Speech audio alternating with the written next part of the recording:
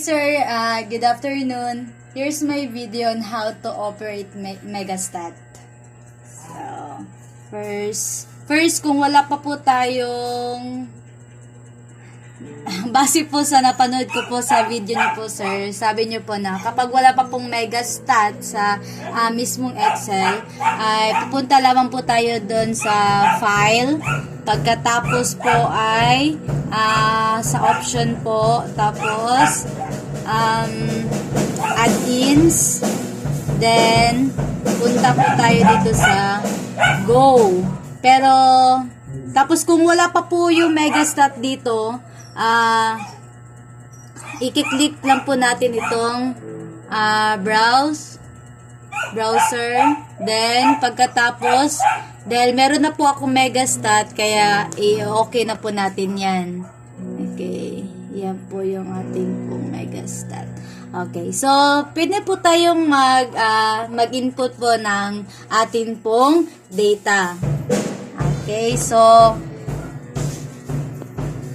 pare-pareho lang po ito sa ano po ninyo sir. Ibinigay niyo pong example. So students,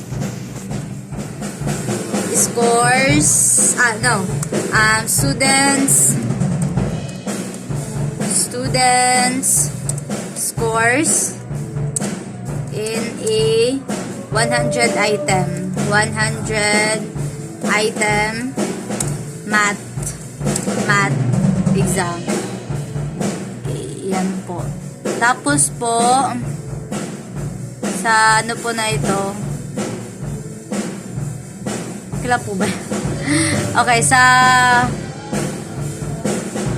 wait lang ha. Dito po sa column po na ito. Ito po yung students. Wait, ano ba? Naglibog lagi ko.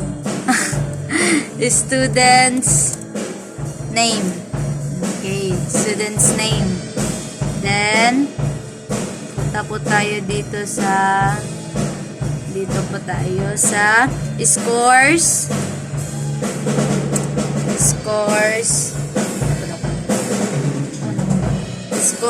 of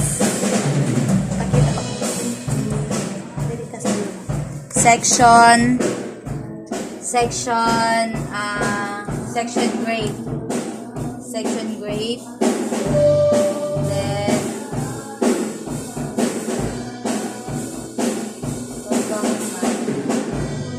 ito ba na ang game mo? Basta ito na yun. Wait lang ha.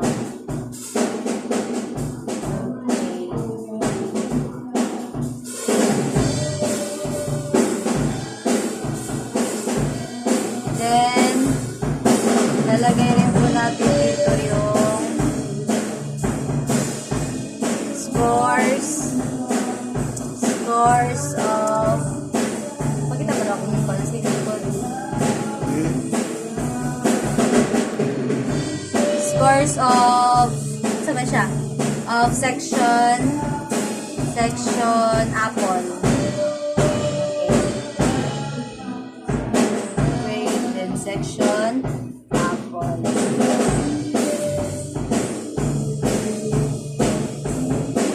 Hanap ko. Okay.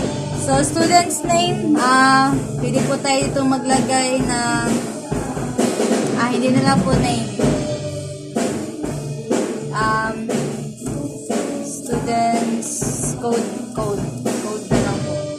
So, lagyan po natin ito ng student 1, 2, 3, 4, 5, 6, 7, 8, 9, 10, 11, 12, 13, 14, 15, 16, 17, 18, 19, 20. So, ipagpalagay po natin na mayroon lamang po tayong 20 student per section po. So, sa scores po sa section Apple, mayroon po nakakuha ng 98, 97, 96, 95, 98, 99, 90, 88, 89, 87, 97, 93, 92, 91, 85,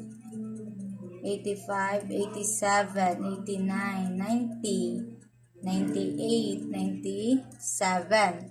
Okay, then sa section grade po, may mga nakakuha po ng 99, 98, 95,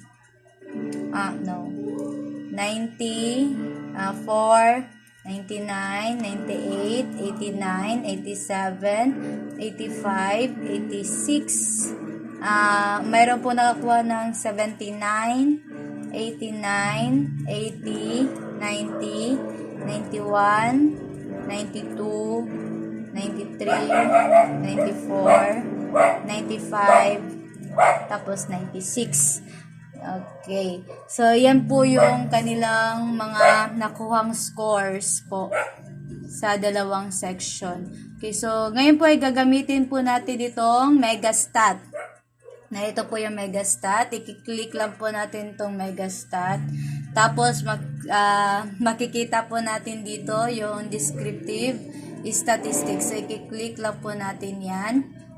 Sa input range po, ay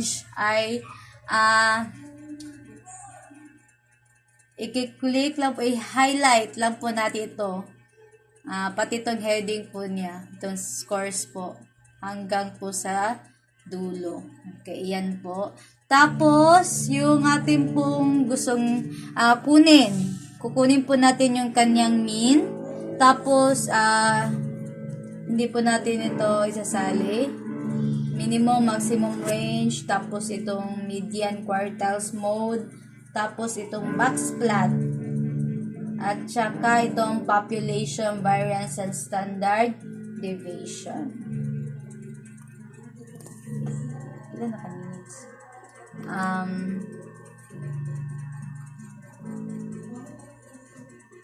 Okay, so iyan po ang ating so, yan po yung ating kukunin, yung mean, ang minimum, maximum, at saka yung range.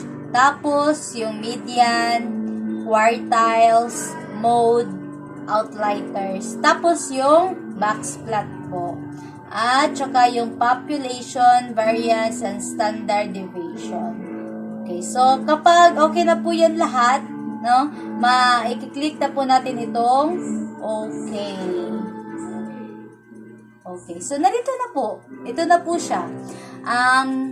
Base po sa scores po ng dalawang section.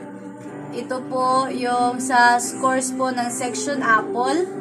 No, mayroon pong 20 student po sa first section, section Apple at saka section Grape.